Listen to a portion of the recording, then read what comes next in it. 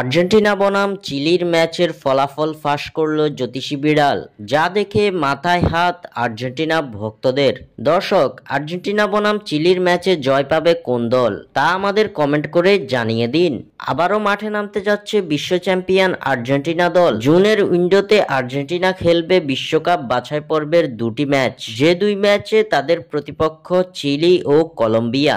জুনের আন্তর্জাতিক উইন্ডোতে প্রথম ম্যাচে আলবিসেলেস্তাদের সামনে প্রতিপক্ষ চিলি। আগামী 6 জুন বাংলাদেশ সময় সকাল 7টায় চিলির বিপক্ষে মাঠে নামতে যাচ্ছে লিওনেল মেসিরা। 2026 বিশ্বকাপের মূল পর্বে ইতিমধ্যে জায়গাটা নিশ্চিত করে ফেলেছে আর্জেন্টিনা। কনমেবল অঞ্চল থেকে বিশ্বকাপ বাছাই পর্বের পয়েন্ট টেবিলের শীর্ষে থেকে বিশ্বকাপের টিকিট কেটেছে আলবিসেলেস্তারা। তবুও এখনো বিশ্বকাপ বাছাই পর্বের 4 ম্যাচ বাকি রয়েছে মেসিদের সামনে।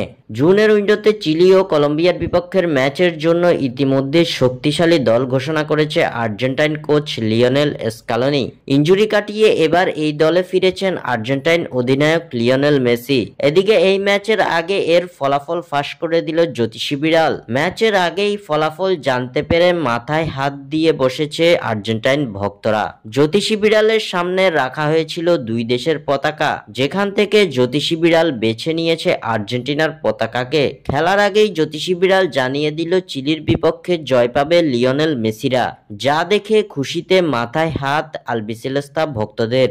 স্বাক্ষর থেকে সাদবিন ইসলাম।